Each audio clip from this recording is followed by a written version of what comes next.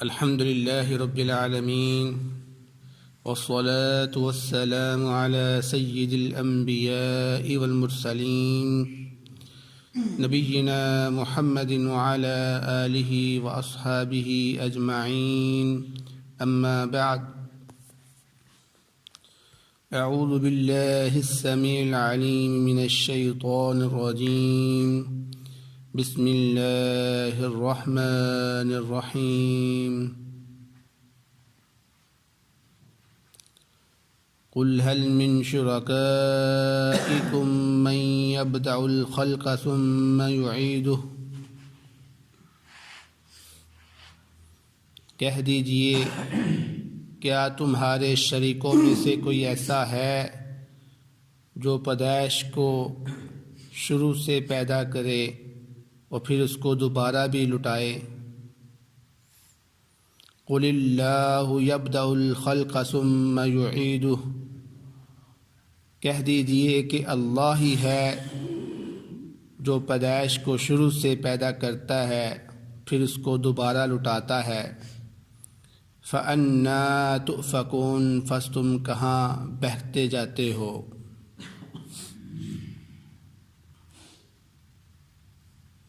سورۃ یونس کی آیت نمبر 34 آپ کے سامنے تلاوت کی گئی ہے۔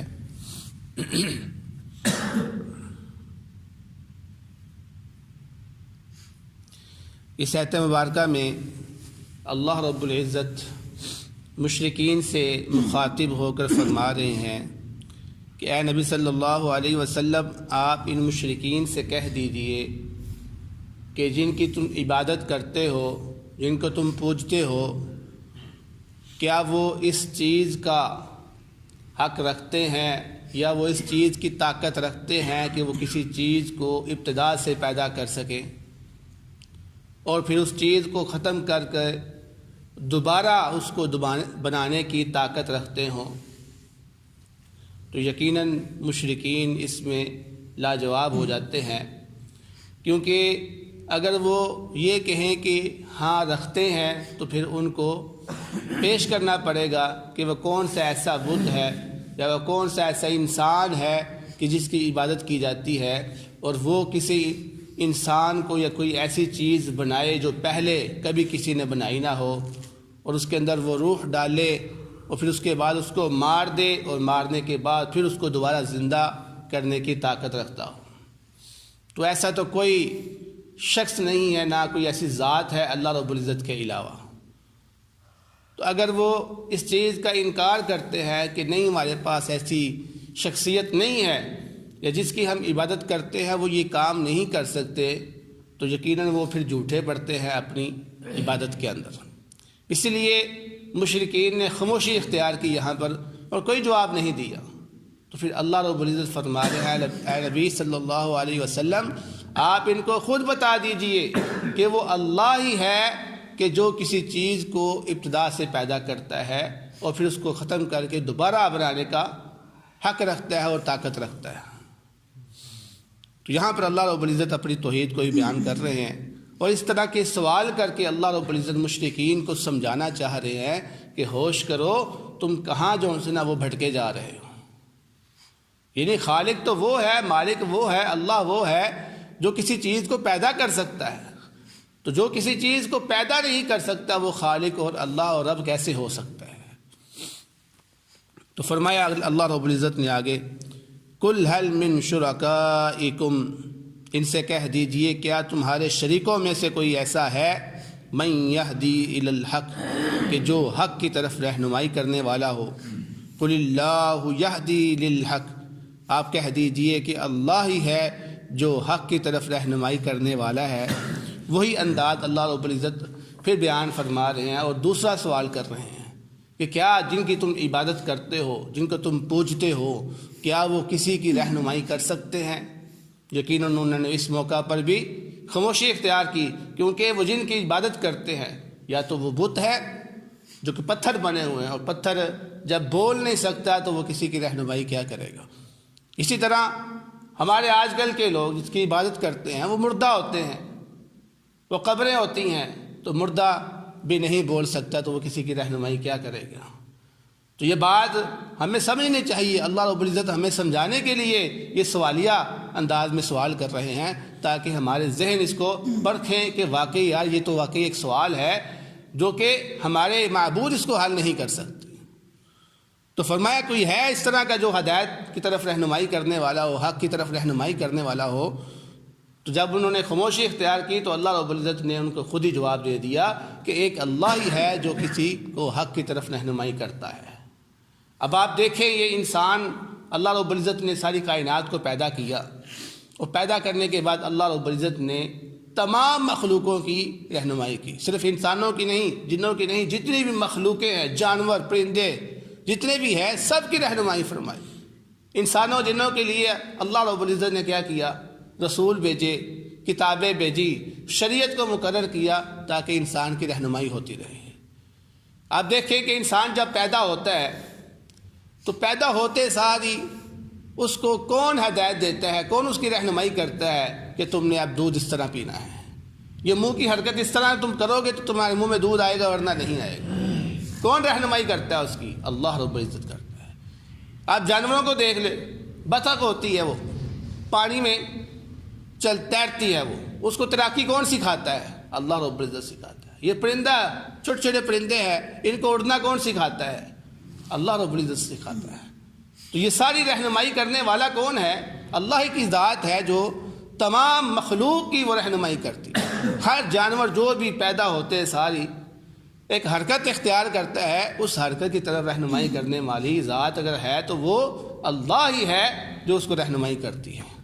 تو فرمایا کہ جب تمام چیزوں کو حق کی طرف لے جانے والی ذات، اس کی طرف رہنمائی کرنے والی ذات اللہ ہی ہے، تو پھر ہمیں بتائیے کہ احق ان یتبع افمن یہدی الی الحق احق ان یتبع، کیا وہ ذات جو حق کی طرف رہنمائی کرتی ہے وہ زیادہ حق رکھتی ہے یہ کہ اس کی پیروی کی جائے، ام من لا یہد الا ان یہدی، یا وہ شخص کہ جو حق کی طرف رہنمائی نہیں کرتا بلکہ اس کی خود رہنمائی کی جاتی ہے، وہ زیادہ حق رکھتا ہے۔ تو یقیناً یہاں پر تمام عقل مند انسان یہی فیصلہ کریں گے بھائی جو حق کی طرف رہنمائی کرنے والا ہے اس کا زیادہ حق ہے کہ اس کی پیروی کی جائے، اس کی بات مانی جائے، اس کی عبادت کی جائے۔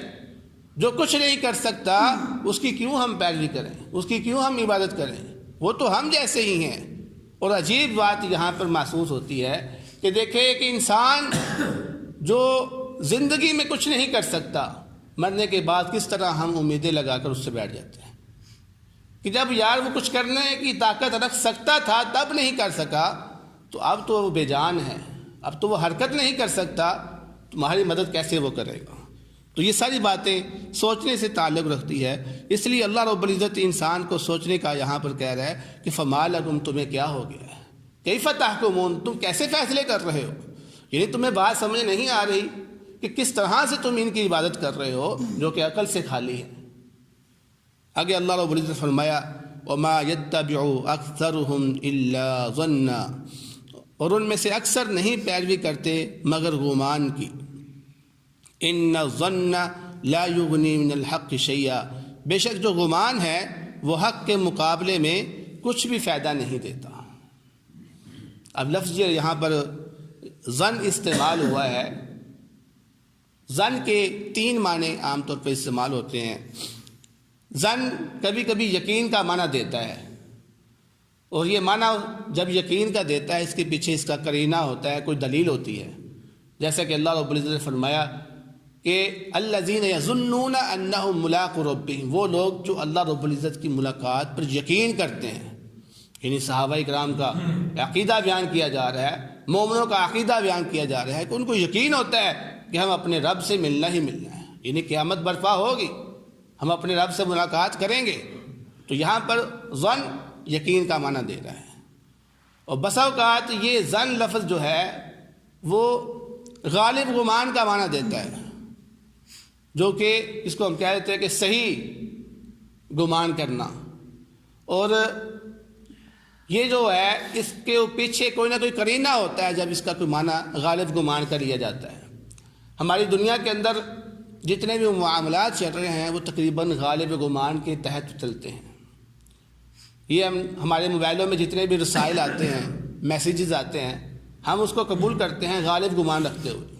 اخبار ہے، یہ ٹیلی فون ہم سنتے ہیں، یہ ہمارے پاس کوئی بھی پیغام لینے والا آ جاتا ہے تو سارا یہ غالب گمان پہ ہوتا ہے۔ ہم کاروبار کرتے ہیں تو کسی کے اوپر غالب گمان رکھتے ہوئے اس کو ادھار دے دیتے ہیں، اس سے لین دین کرتے ہیں۔ تو یہ سارا جو نظام دنیا کے اندر چل رہا ہے یہ غالب گمان کے اوپر چلتا ہے اور لوگ اس کو مانتے ہیں، اس پر عمل کرتے ہیں۔ تو اسی طرح حدیث کے اندر خبر احاد کے اوپر جو گمان کا حکم لگایا گیا ہے تو وہ بھی اسی کے تحت ہے کہ غالب گمان کرتے ہوئے اس حدیث کو لوگ مانتے ہیں۔ لیکن حدیث میں یہ گمان رکھنا محقق علماء کے نزدیک درست نہیں ہے، کیونکہ وہ کہتے ہیں کہ کوئی بھی حدیث جب صحیح سند سے ثابت ہو جائے تو پھر وہ یقین کا فائدہ دیتی ہے۔ جب صحیح ثابت جو ہو گئی ہے تو پھر وہ صحیح سند کا فائدہ دیتی ہے، قطعیت کا فائدہ دیتی ہے، وہ پھر وہ ظن کا فائدہ نہیں دیتی، غالب گمان کا فائدہ نہیں دیتی، بلکہ وہ یقین کا فائدہ دیتی ہے۔ تو اس لیے یہاں پر جو صحیح معنی ہے حدیث کے اندر خبر احاد کو یہ کہنا کہ یہ ظن کا فائدہ دیتی ہے، یہ درست نہیں ہے، بلکہ اس میں درست بات یہ ہے کہ اگر یہ صحیح ثابت ہے تو پھر یہ یقین کا ہی معنی دیتی ہے۔ اسی طرح ظن کا جو تیسرا معنی ہے وہ ہوتا ہے وہم کرنا، وہم و گمان، اور اس کا معنی یہ اس وقت لیا جاتا ہے جب اس گمان کے پیچھے کوئی قرینہ نہ پایا جاتا، اس کی کوئی بنیاد نہ ہو، کوئی دلیل نہ ہو اس کی، اور اس معنی کو اللہ رب العزت نے ہی قرآن پاک میں کئی جگہ پر بیان کیا ہے، اور اس جگہ پر بھی مراد یہی لیا گیا ہے۔ نبی کریم صلی اللہ علیہ وسلم نے فرمایا ایاکم والظن فإن الظن اکذب الحدیث، کہ تم وہم و گمان سے بچو کیونکہ وہم و گمان کرنا یہ جھوٹی بات ہے۔ تو اللہ رب العزت بھی یہاں پر فرما رہے ہیں کہ وما یتبع اکثرهم الا ظنا، ان میں سے جو اکثر ہے وہ وہم و گمان ہی کرتے ہیں۔ وہم و گمان کا مطلب کیا ہے؟ ایک خیال اپنے ذہن میں رکھا ہو، یعنی یہ جو بت انہوں نے بنائے ہوئے ہیں یہ اصل میں اس کی کوئی حقیقت نہیں ہے، یہ بت جو ہے اس کی کوئی حقیقت نہیں ہے، لیکن انہوں نے اپنے ذہنوں کے اندر ایک سوچ پیدا کر لی ہوئی ہے کہ جیسے کہ یہ گزرا ہے، جیسے ایک پاگل ہوتا ہے، آپ پاگل کو دیکھتے ہیں کہ بسا اوقات وہ دیوار کے ساتھ باتیں کر رہا ہوتا ہے، تو آپ لوگ جب کوئی شخص دیوار کے ساتھ باتیں کر رہا ہو تو آپ کیا کہتے ہیں؟ یار یہ پاگل ہے، یہ پاگل ہے۔ تو آپ ذرا دیکھیں کہ یہ پاگل کس طرح دیوار سے باتیں کرتا ہے، اس کو تھوڑا سا پرکھیں کہ وہ کس طرح اس کے ذہن کے اندر کیا چیز ہے جس کی وجہ سے یہ باتیں کر رہا ہے۔ تو پاگل کیا کرتا ہے؟ اپنے گمان، اپنے ذہن میں ایک سوچ پیدا کرتا ہے کہ یہ میرا خدا ہے، اور پھر اس سوچ کے مطابق اس کی پیروی کرنا شروع ہو جاتا ہے۔ تو مشرک جو ہوتا ہے وہ بھی یہی کرتا ہے، وہ اپنے دماغ کے اندر ایک سوچ پیدا کرتا ہے، ایک چیز پیدا کرتا ہے، ایک معیار بناتا ہے کہ جیسے یہ خدا ہے تو وہ کسی چیز کو بھی بنا سکتا ہے، اور پھر اس گمان کے تحت وہ اس کی پیروی کرنا شروع کر دیتا ہے۔ تو جیسے ہم ایک دیوار سے باتیں کرنے والوں کو پاگل کہتے ہیں، اسی طرح ایک عقل مند شخص ایک پتھر کی عبادت کرنے والوں کو بھی پاگل کہے گا، اسی طرح ایک عقل مند شخص ایک مردہ کے ساتھ باتیں کرنے والے بندے کو بھی پاگل کہے گا کہ یہ لگتا ہے پاگل ہو گیا۔ بھائی کس طرح تم مردے سے باتیں کر رہے ہو؟ ایک شخص جو فوت ہو چکا ہے، جو سن نہیں سکتا، جو کچھ کر نہیں سکتا، جو اٹھ نہیں سکتا، تم کس طرح سے اس سے باتیں کر رہے ہو؟ وہ اپنی حاجات کو پورا کرنے کی دعائیں مانگ رہے ہو اس سے۔ واقعی تم کہو گے عقل مند شخص یہی کہے گا کہ یہ پاگل ہو گیا۔ تو یہی مشرکین مکہ کا حال تھا۔ اللہ رب العزت فرما رہے ہیں وما یتبع اکثرهم الا ظنا، وہ ایک خیال کی وہ پیروی کرتے ہیں۔ وما یتبع اکثرهم الا ظنا ان الظن لا یغنی من الحق شیئا، فرمایا یہ جو گمان ہے یہ حق کے مقابلے میں کچھ بھی نہیں ہے، کسی چیز کا فائدہ نہیں دیتے۔ یہاں پر ایک سوال یہ پیدا ہوتا ہے کہ اللہ رب العزت نے فرمایا کہ وما یتبع اکثرهم الا ظنا، کہ اکثر ان میں سے گمان کی پیروی کرتے ہیں، جبکہ حقیقت یہ تھی کہ مشرکین مکہ تمام کے تمام گمان کی پیروی کرتے تھے، ایک جیسے تھے سارے، یہ نہیں تھے کچھ اچھے کچھ نہیں کرتے تھے، سب ایک جیسے تھے۔ یہاں پھر کیا معنی ہوا اکثر بولنے کا؟ تو مفسرین نے اس کا جواب میں فرمایا ہے کہ یہاں پر جو اللہ رب العزت نے اکثر لفظ استعمال کیا ہے اس سے مراد یہ ہے کہ اکثر لوگ گمان کی پیروی کرتے تھے، لیکن کچھ لوگ ایسے تھے جو اللہ رب العزت کو پہچان چکے تھے، جو حقیقت کو جان چکے تھے، لیکن وہ اپنی ضد اور حسد کی بنیاد پر مسلمان نہیں ہوئے تھے۔ اس لیے اللہ رب العزت نے ان لوگوں کو اس وہم و گمان سے نکال دیا کہ انہوں نے تو حقیقت کو پہچان لیا ہے، لیکن اب یہ ضد پہ آگے ہیں، یہ حسد کر رہے ہیں کہ ہم جو ہے نا وہ اسلام قبول نہیں کر سکتے۔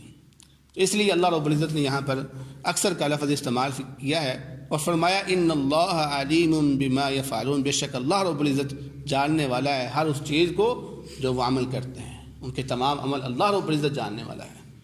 تو دعا ہے اللہ رب العزت سے جو سنا ہے اس پر عمل کرنے کی توفیق عطا فرمائے۔ بہترین صدقہ جاریہ حاصل کرنے کے لیے اس ویڈیو کو لائک، کمنٹ اور شیئر کرنا مت بھولیں۔